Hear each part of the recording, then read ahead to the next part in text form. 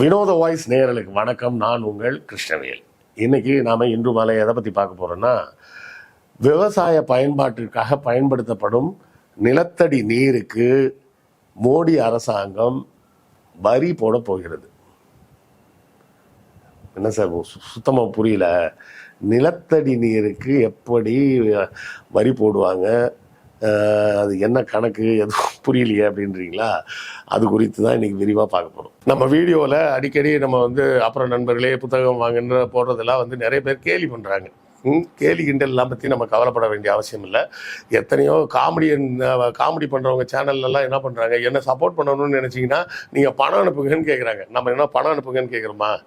Channel நடத்த பணம் தேவைப்படும். அப்படி தேவைப்படக்கூடிய பணத்தை நீங்கள் புத்தகம் வாங்கினால் உங்களுக்கு புத்தகங்கள் வாங்கிய அந்த புத்தகங்களாகிய அறிவாயுதம் உங்கள் கைக்கு கிடைக்கும். அதன் மூலமாக எங்களுக்கு கிடைக்கக்கூடிய பணத்தை வைத்து நாங்கள் இந்த சேனலை நடத்த முடியும் அப்படின்னு தான் நம்ம சொல்கிறோம். ஸோ புத்தகம் வாங்குங்க அப்படின்னு நான் கேட்பதில் நான் கூச்சப்படவில்லை. அதை பார்ப்பதற்கு நீங்களும் சலிப்படைய வேண்டிய அவசியம் இல்லை.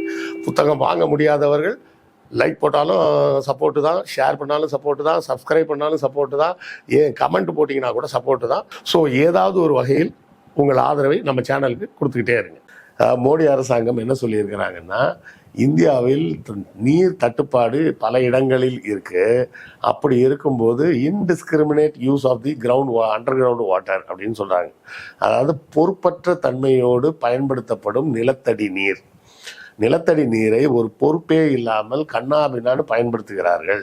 அப்படி பயன்படுத்துவதில் பல இடங்களில் நீர் வீணாகிறது. நிலத்தடி நீரை வீணாக்கி நிலத்தடி நீரின் அளவையும் குறைக்கிறார்கள். அதை சரியான முறையில் பயன்படுத்தும் வகையில் அரசாங்கம் ஒரு திட்டத்தை கொண்டு வரப்போகிறோம். அந்த திட்டத்தின் மூலமாக அதற்கு ஒரு வரி போட்டு அந்த வரியை மாநில அரசுகள் வசூலிக்க வேண்டும் அப்படின்னு சொல்லி அறிவிச்சிருக்கிறாங்க. முதல் கட்டமாக 22 இடங்களில் இதை செய்ய போகிறாங்களாம். இது வட இந்தியாவில் வேணால் சரியாக வரும். எங்கே இந்த ஹிசார், ஹான்சி அப்படின்னு சொல்லி நம்ம ஹரியானா பகுதியில் பார்க்குறோமே, அந்த மாவட்டங்கள், ராஜஸ்தானில் இருக்கக்கூடிய பல பகுதிகள், இந்த இடத்துக்கு வேணால் நீங்கள் சொல்கிற நிலத்தடி நீர் தேவையில்லாமல் பயன்படுத்தப்படுகிறது அப்படின்ற ஒரு குற்றச்சாட்டை ஒரு பேச்சுக்கு கூட வேணால் ஒத்துக்கலாம். ஏன் அப்படின்னு கேட்டிங்கன்னா, விவசாயத்துக்கு பயன்படுத்தக்கூடிய நீர் எப்படா வேஸ்ட் ஆகின நீராகும்? விவசாயத்துக்கு பயன்படுத்தினா தண்ணீரை வேஸ்ட் பண்ணுறான்னா என்ன செய்யணும்? தண்ணியை தரையில் ஊற்றணும். தண்ணியை தூக்கி தரையில் ஊற்றாமல் எப்படி விவசாயம் பண்ணுவீங்க? தண்ணியை வீணடிப்பதுன்னா என்ன அர்த்தம்? ஏதாவது ஒரு கண்டெய்னரில் இருக்கிற தண்ணியை எடுத்து தரையில் கொட்டினா வீணாக்குறாங்கன்னு சொல்லலாம். விவசாயம் பண்ணணும்னா தரையில் தண்ணியை ஊற்றாமல் எப்படி விவசாயம் பண்ண முடியும்? முட்டாள்தனமாக இல்லையா? அப்படி ஒரு முட்டாள்தனமான ஒரு முடிவைத்தான் இந்த மோடி அரசாங்கம் எடுத்திருக்கிறது. என்ன பண்ண போகிறாங்களாம், இப்போ நம்ம குடிநீருக்கெல்லாம் மேல்நிலை தொட்டி கட்டுறாங்கல்ல, ஓவர் டேங்க்னு சொல்லி ஊருக்கு நடுவில் ஒரு இடத்துல அங்கங்கே ஒரு பெரிய டேங்கை கட்டி அதுலேருந்து தண்ணீர் பாசனத்தை பைப்பை போட்டு வீடுகளுக்கு கொண்டாந்து கனெக்ஷன் கொடுக்குறாங்களே, அதை போலவே இவங்க நிலத்தடி நீரை எடுத்து அந்த டேங்கில் ரொப்புவாங்களாம். அதாவது குடிநீர் தான், அதை ட்ரீட்மெண்ட் பண்ணணும், அதை குடிப்பதற்கு உகந்த நீராக அதை மாற்றணும். இதில் அந்த ப்ராசஸ்லாம் ஒன்றும் கிடையாது. நிலத்தடியில் இப்போ போரை போட்டு அந்த தண்ணியை அந்த மோட்டரை வச்சு டேங்கில் ஏற்றிடுவாங்களாம். ஏற்றி அங்கேருந்து பைப் மூலமாக விவசாய நிலத்துக்கு கொண்டாந்து வச்சு அந்த தண்ணிக்கு மீட்டரை போடுறாங்கல்ல நம்ம ஊருங்களில். குடிநீருக்கு அந்த டேப் வர இடத்துல மீட்ரு போட்டு எவ்வளோ தண்ணி பயன்படுத்தப்பட்டதுன்னு அந்த மீட்டரை ஃபிக்ஸ் பண்ணி எவ்வளோ தண்ணி யூஸ் பண்ணியிருக்காங்கன்னு பார்த்து அதுக்கேற்ற மாதிரி வரி போட போகிறாங்களாம். இவெல்லாம் விளங்குவாங்களா? சத்தியமாக சொல்கிறேன். சுழன்றும் ஏர் பின்னதே உலகம் அப்படின்னு வள்ளுவர் சொல்லியிருக்காரு. சுழலுகின்ற இந்த உலகமே விவசாயத்துக்கு பின்னாடி தாண்டா இருக்குது அப்படின்னு வள்ளுவரே சொல்லியிருக்கிறாரு. இவங்க என்ன பண்ண போகிறாங்களான்னா, விவசாயத்துக்கு வரக்கூடிய தண்ணிக்கு வரி போட போகிறாங்களாம். இதே போலவே ஒரு சம்பவம் தமிழ்நாட்டில் நடந்தது. எப்போ கலைஞர் ஆட்சியில் என்ன நடந்ததுன்னா, அப்போ இந்த கிணறுகள், கிணற்று பாசனம் இதெல்லாம் வந்துகிட்டே இருக்கும்போது ஒரு நாள் பேசிகிட்டு இருக்கும்போது கலைஞர் துரைமுருகன்ட்ட கேட்டாராம், துரை, இப்போ நம்ம விவசாயத்துக்கு பம்ப் செட்டெல்லாம் கொடுக்குறோம், அதே போலவே அப்போது இருந்த ராஜாக்கள்லாம் தண்ணியை மக்களுக்கு எப்படியா கொடுத்தாங்க? அவர் துரை சொல்லியிருக்கிறாரு, வேறு எப்படிங்க, இலவசமாக தான் கொடுத்தாங்க. அப்போ ஒரு அரசாங்கத்தின் வேலை முதல் கடமை, மற்றதெல்லாம் அப்புறம், ஒரு அரசின் முதல் கடமை என்ன அப்படின்னா அந்த நாட்டில் விவசாயம் செய்வதற்கு தேவையான வசதிகளை செய்து கொடுக்க வேண்டும். இது நமது தமிழ் பாரம்பரியத்தில் அன்னையிலிருந்து இன்னைக்கு வர இருக்கு. என்னையிலிருந்து கரிகால் சோழன் காலத்தில் தொடங்கி கலைஞர் காலத்தில் வர நமது முதலமைச்சர் ஸ்டாலின் காலம் வரை அந்த வேலை நம்ம செஞ்சுட்டு தான் இருக்கிறோம். கரிகாலன் என்ன செய்தார்? கல்லணை கட்டினார். அதுவரை அது புனல் நாடாக இருந்தது. புனல்னா மழை பெய்யும், தண்ணி வந்து அடிச்சு ஓடி போய் கடலில் விழுந்துடும், அதோட முடிஞ்சு போச்சு. அதுக்கு தடுப்பணைகளை போட்டு கல்லணையை கட்டி அதுக்கப்புறம் அந்த தண்ணீரை பிரித்து அந்த தஞ்சாவூர் மாவட்டம் முழுக்க கால்வாய்களாக அது பிரிஞ்சு ஓடி அந்த இடமே காவிரி டெல்டான்ற பேரோட இன்னைக்கு செழுமையான ஒரு அந்த ஏரியாவே ஒரு செழுமையான ஒரு இடமா மாறி இருக்கு. அதன் பிறகு வந்த ராஜராஜன் என்ன பண்ணா, காவேரி வேலை முடிஞ்சிருச்சு, அடுத்தால என்ன செய்யலாம், பல இடங்களில் ஏரிகளை வெட்டுறான். பெரிய பெரிய பள்ளங்களை வெட்டி பெரிய ஏரியாக மாற்றி மழையின் காலங்களில் பெய்யக்கூடிய நீர்களை அதில் சேகரித்து அந்த தண்ணியை அதை விட மேடான பகுதியாக இன்னொரு இடத்துல இருக்கும் பார்த்தீங்களா, அந்த இடத்துக்கு கால்வாய் மூலமாக கொண்டாடுறோம். அதாவது இப்போ இங்கே ஒரு இடம் இருக்குது, இங்கே ஆறு இருக்குன்னா இப்படி ஆறு இங்கேருந்து ஓடி வரும். ஆனால் இந்த இடத்துக்கு வந்து ஆற்றோட உயரமாக இருக்கும், இங்கே தண்ணி போகாது பார்த்தீங்களா, அங்கே இன்னொரு இடத்துல ஏரியிலேருந்து அங்கே தண்ணியை கொண்டாந்து இந்த ஆற்றுல கலக்கிறான்.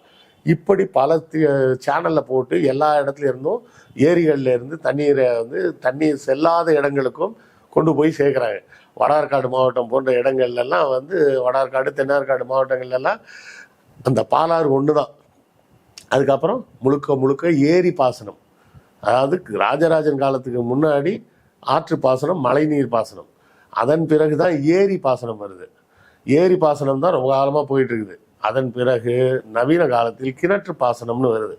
வயல்களில் பெரிய கிணறுகளை வெட்டி அதன் மூலமாக பம்ப் செட் போட்டு அந்த பம்ப் செட்லேருந்து தண்ணீரை எடுத்து விவசாயம் பண்ணுறது. இப்போ துரைகிட்ட கேட்டார்ல, துரைமுருகன்ட்ட, மன்னர்கள்லாம் எப்படியா தண்ணி கொடுத்தாங்கன்னா இலவசமாக கொடுத்தாங்க அப்படின்னு. அப்போது கலைஞர் என்ன சொல்கிறாருன்னா, மன்னர் காலத்தில் அப்படி தான் கொடுத்தாங்கன்னா அப்போவே கொடுத்தாங்கன்னா நம்ம இப்போ ஏன் கொடுக்க முடியல, மின்சாரத்தை வந்து விவசாயத்துக்கு இலவசமாக்கு அப்படின்னா அப்போ தான் வந்து அந்த திட்டத்தை கொண்டு வர்றாரு. விவசாயிகளுக்கு இலவச மின்சாரம்ன்ற திட்டம் கலைஞரின் எண்ணத்தில் இப்படி தான் தோன்றி அது வந்து சட்டமாக மாற்றப்பட்டு அதன் பிறகு விவசாயிகள் வந்து விவசாயத்துக்கான அந்த மின்சாரம் வந்து இலவசமாக கிடச்சி விவசாயம் பண்ணிகிட்டு இருக்கிறாங்க. இப்போது நமது முதலமைச்சர் என்ன பண்ணுறாரு, விவசாயத்துக்கு தனி பட்ஜெட்டே ஒதுக்கி அதற்கு தேவையான உபகரணங்கள் அது இது எல்லாத்தையும் என்னெல்லாம் பண்ணுறதுன்றதுக்கு உண்டான விவசாயத்தை நவீனப்படுத்தக்கூடிய இடத்துக்கு நகர்த்துறாரு. இப்போ கூட தஞ்சாவூர் பக்கத்தில் கொஞ்ச நாளைக்கு முன்னாடி தற்செயலாக தஞ்சாவூர் பக்கம் போக வேண்டியது இருந்தப்போ தற்செயலாக ஒரு விஷயத்த பார்க்குறேன். அங்கே போர்டு வச்சுருந்தாங்க, ஒரு நிலத்தில் 2-3 நிலங்களில் வச்சுருந்தாங்க. அது என்ன போர்டு அப்படின்னு வண்டியை நிப்பாட்டி போய் பார்த்தா, இந்த வயலில் நடவு எந்திரம் மூலமாக நடவு செய்யப்பட்டுள்ளது அப்படின்னு போட்டிருக்காங்க. அதாவது நெல் நடவு பண்ணுவாங்கல்ல, நாற்று நடுறதுன்னு சொல்லுவாங்களே, நெல்லை முதல்ல விதையை தூவுவாங்க, அப்புறம் அது எல்லாத்தையும் பறித்து நாற்றை ஒன்றா சேர்த்து அப்புறம் நாற்று நடுறதுன்னு அந்த குனிஞ்சு நட்டுக்கிட்டே போவாங்கல்ல, அந்த நாற்று நடுவது வேலையை செய்வதற்கு எந்திரம் வந்துருச்சு. நமது கோவை வேளாண் பல்கலைக்கழகம் இருக்கு, அவங்களே தயாரித்த எந்திரமா, அந்த எந்திரத்தின் மூலமாக நடவு செய்யப்பட்டுள்ளதுன்னு நிறைய வயல்களில் எழுதியிருந்தாங்க. இப்போ விவசாயத்தை அடுத்த கட்டத்துக்கு கொண்டு செல்வதற்கு நமது முதலமைச்சர் தனியாக ஒரு விவசாய பட்ஜெட்டுன்னு ஒன்று போட்டு அதில் பல்வேறு திட்டங்களை அறிவித்து அதற்கான வேலைகளை அவர் செஞ்சிட்டு இருக்கிறாரு. இப்படி ஒரு விவசாயத்திற்கு தேவையான எல்லா உதவிகளையும் செய்ய வேண்டியது ஒரு அரசின் கடமைகளில் முதன்மையான கடமை. அது மட்டும் இல்லை, அந்த விவசாயி விவசாயம் செய்து முடித்த உடனே அவனுக்கு கையில் காசு வரணும். சரியா, அவன் வச்சிருந்தெல்லாம் விற்க முடியாது.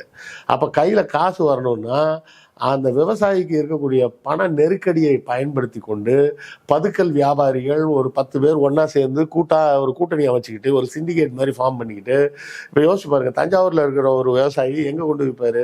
தஞ்சாவூரில் தான் விற்பார். அவர் அங்கேருந்து மெட்ராஸ் கொண்டு வந்தால் விற்பார், இல்லை அங்கேருந்து மதுரை கொண்டு போய் விற்க முடியுமா? அப்போ தஞ்சாவூரை சுற்றி இருக்கக்கூடிய விவசாயிகள் எல்லோரும் ஒரு கூட்டமைப்பாக உருவாக்கி ஒரு சிண்டிகேட் மாதிரி ஃபார்ம் பண்ணிக்கிட்டு இந்த 1 கிலோவுக்கு இவ்வளோக்கு மேலே தரமாட்டேன் அப்படின்னு சொல்லி அடம் பிடிச்சி ரேட்டை இறக்கி பேசி வாங்கி பதுக்கல் பண்ணாங்கன்னா என்ன பண்ணுறது அப்படின்றதையும் யோசித்து அன்னைக்கே கலைஞர் கொண்டு வந்தது தான் தமிழ்நாடு சிவில் சப்ளைஸ் கார்பரேஷன். அந்த தமிழ்நாடு சிவில் சப்ளைஸ் கார்பரேஷன் மூலமாக ஒரு குறைந்தபட்ச விலை, இதுக்கு கம்மியாக யாருமே வாங்க முடியாது. இப்போ அரசாங்கம் வந்து சொல்லுது ஒரு குவிண்டாலாக ஏதோ சொல்லுவாங்க, அது அளவு எனக்கு சரியாக தெரில, ஒரு சுமார் ஒரு 100 கிலோன்னு வச்சுப்போமே, ஒரு 100 கிலோ அப்படின்னா குறைஞ்சது 1500 ரூபாய் அப்படின்னு ஃபிக்ஸ் பண்ணுறாங்கன்னு வச்சுக்கிங்களேன். அந்த 1500 ரூபாய்க்கு மேலே தான் யாராவது தனியார் போய் நெல் வாங்குறதா இருந்தால் விவசாயிட்ட வாங்க முடியும். நான் 1000 ரூபாய்க்கு வாங்கிக்கிறேன்னு ஒரு விவசாயிட்ட போய் ஒரு வியாபாரி கேட்டால் அந்த விவசாயி என்ன சொல்லுவார், உன்ட்ட 1000 ரூபாய்க்கு கொடுக்குறதுக்கு தான் நான் அரசாங்கத்தை 1500 ரூபாய்க்கு வித்துருவேனடா அப்படின்னு சொல்லுவார். சரியா? அப்போது விவசாயிகளை பொறுத்தவரை ஒரு குறைந்தபட்ச உத்தரவாதம் அவங்களுக்கு கிடைச்சிரும். இவ்வளோ நெல் வந்தால் குறைஞ்சது இவ்வளோ பணமாவது வரும், அதுக்கு மேலே ஒருவேளை தனியார்கிட்ட விற்க முடிஞ்சால் இன்னும் கொஞ்சம் அதிகமாக கிடைக்கலாம் அப்படின்ற ஒரு பாதுகாப்பு கிடைச்சிது. அந்த பாதுகாப்பு தான் எம்எஸ்பின்னு அங்கே டெல்லியில் போராட்டம் பண்ணிட்டு இருந்தாங்க. அந்த எம்எஸ்பியை கொடுக்க மாட்டேன்னு கடைசி வரை இன்றைக்கும் ஒன்றிய அரசு அடம் பிடிச்சிட்டு இருக்கிறது மட்டும் இல்லாமல் இந்த விவசாயத்துக்கு ஆப்பு வைக்கிற மாதிரி விவசாயத்துக்கு பயன்படுத்தக்கூடிய தண்ணீருக்கு வரி போட போகிறேன்னு சொல்கிறாங்க. இதை ஏன்னா பேய்கள் ஆட்சியில் பிணம் தின்னும் சாத்திரம்னு பாரதியார் பாடினது தான் ஞாபகத்துக்கு வருது. ஸோ இந்த தண்ணீருக்கான வரியை பற்றி, இந்த ஒன்றிய அரசாங்கத்தின் புதிய சட்டத்தை பற்றி உங்கள் கருத்து என்னன்றதையும் கமெண்ட்ல சொல்லுங்க, நானும் தெரிஞ்சுக்கிறேன். அடுத்த காணொளியில் சந்திப்போம். நன்றி, வணக்கம்.